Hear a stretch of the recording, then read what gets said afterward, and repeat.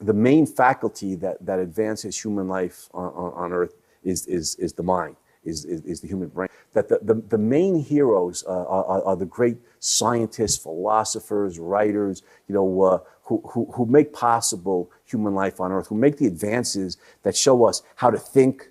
Aristotle, for example, how to grow crops. George Washington Carver, one of the great American, agricultural scientists at Tuskegee Institute.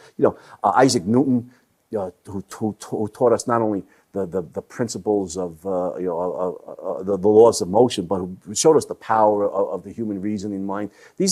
I would argue Ayn Rand herself, who revolutionized our understanding of both literature and philosophy. These are the great heroes of human life who achieve new knowledge, advances in knowledge, often in the face of intense social opposition. I mean, Socrates was one of those heroes, was condemned to death. Galileo, one of those heroes, was threatened with torture.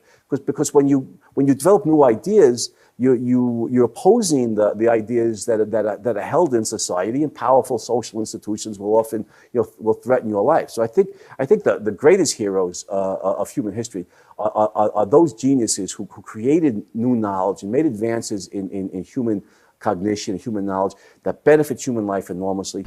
You can put it this way. Regarding the economic contest between capitalism and socialism, the contest is over, the scores are on the board, the game is over, right? Economically, it's no contest. Capitalism produces vast amounts of wealth, creates a vast middle class so that the wealth is spread throughout large segments of society. Socialism creates poverty. I don't think anybody who's familiar with even the rudimentary principles of economics wants to challenge that in the 21st century. And yet we keep moving towards socialism. It's astonishing. We're being dragged or pushed towards socialism despite the fact that economically the Marxist prediction, the socialist prediction, has been proven utterly mistaken. There's not a shred of evidence to support their position anymore. The evidence is all on the other side. We keep being pushed towards socialism. Why is that?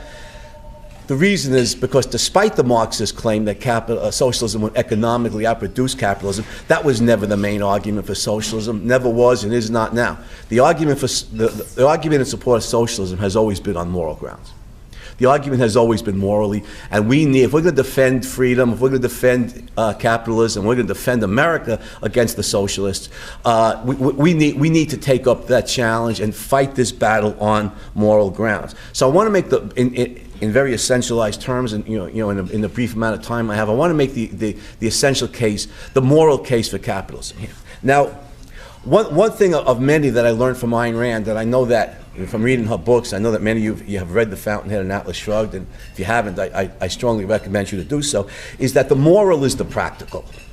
There are people who don't believe that, who think that in order to succeed, either as an individual or as a society, you have to rob, cheat, steal, you swim with the sharks or you're eaten by them kind of mentality. And that's just flat out false. In order to gain commercial success and or personal happiness at a personal level or at a national level, we need to enact the strongest moral principle. We need to be morally principled. We need to be honest, truthful, responsible for our own lives, hardworking and honest.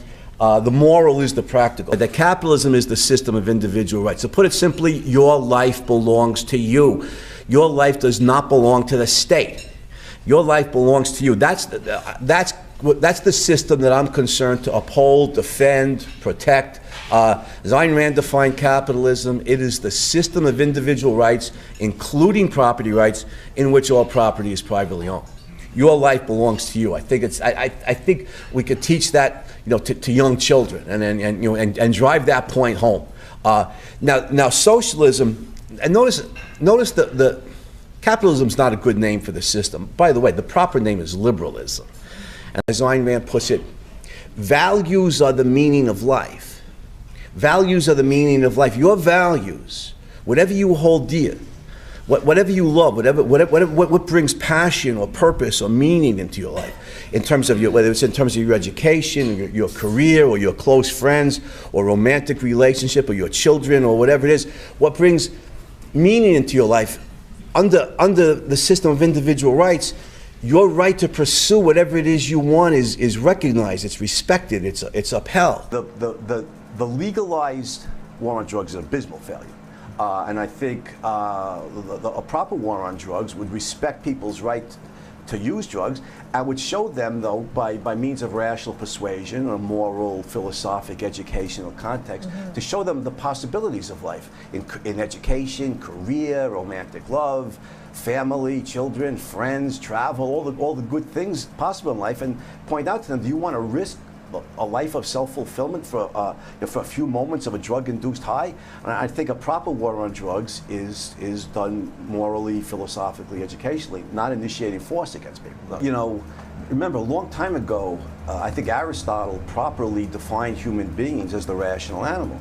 And so what we're talking about here is, not forcing people, but reasoning with them, reaching out to the best within them. You know, their rational mind, in this case, with regarding drugs, their love of life, their better judgment, and appeal to the best in people rather than, and treat them like rational adults rather than force them as if they were, sometimes little kids maybe have to be forced, but certainly adults, who aren't criminals, they're not initiating force or fraud against innocent victims.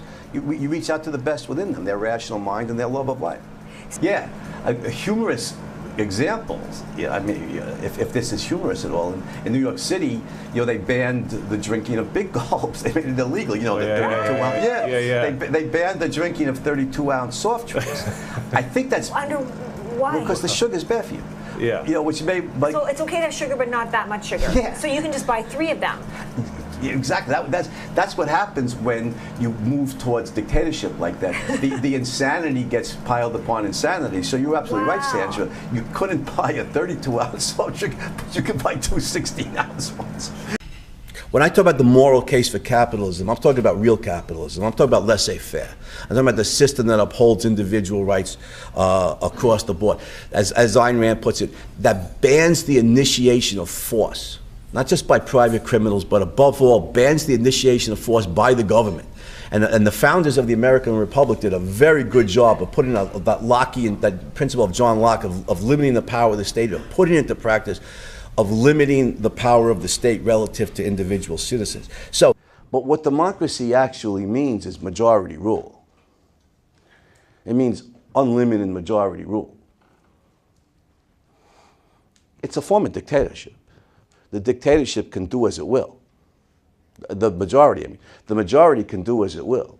So if they don't like what race you are, or what religion you are, or what gender, or what your ideas are, or whatever, the majority rules, and they can do as they will with you. That's classical Athens was a democracy, and of course they voted Socrates to death basically for philosophizing too much.